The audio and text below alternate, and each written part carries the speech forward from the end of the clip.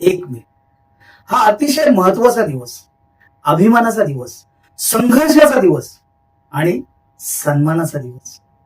एका बाजूला महाराष्ट्राची ओळख घडवणारा महाराष्ट्र दिन आणि दुसऱ्या बाजूला जगभरातील मेहनतकऱ्यांचा कामगार दिन. पण आपल्याला खरंच माहिती आहे का 1 मेचा खरा इतिहास?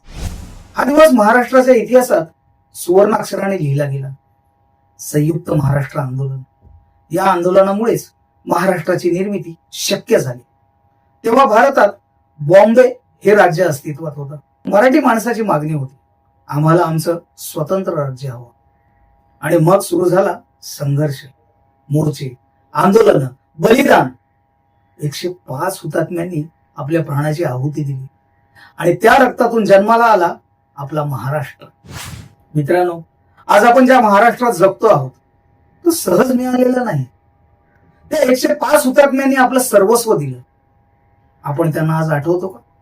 फक्त एक दिवस सोशल मीडियावर पोस्ट टाकणं म्हणजे श्रद्धांजली आहे का?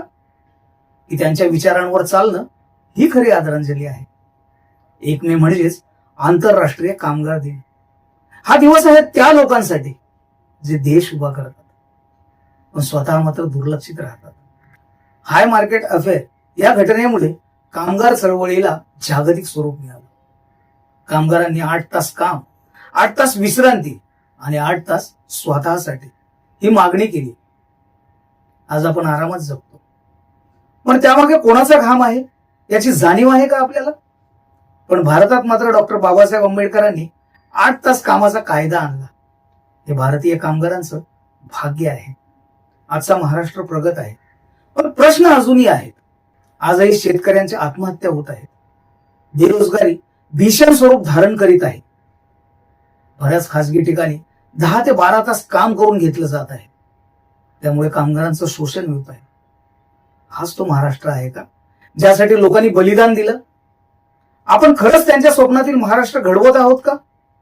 खरं म्हणजे 1 मे हा दिवस फक्त साजरा करण्याचा नाही, तो आहे विचार करण्याचा दिवस. आपण महाराष्ट्रासाठी काय करत आहोत? आपण कामगारांचा सन्मान करतो का? जर उत्तर नाही असेल तर आजपासून बदल सुरू करा. सोशल मीडियावर फक्त पोस्ट टाकून चालणार नाही. चला तर मग या 1 मेला फक्त पोस्ट न टाकता एका कामगाराचा सन्मान करूयात. महाराष्ट्रासाठी काहीतरी सकारात्मक करूयात. कारण महाराष्ट्र म्हणजे फक्त भूमी नाही, ती आपली ओळख आहे.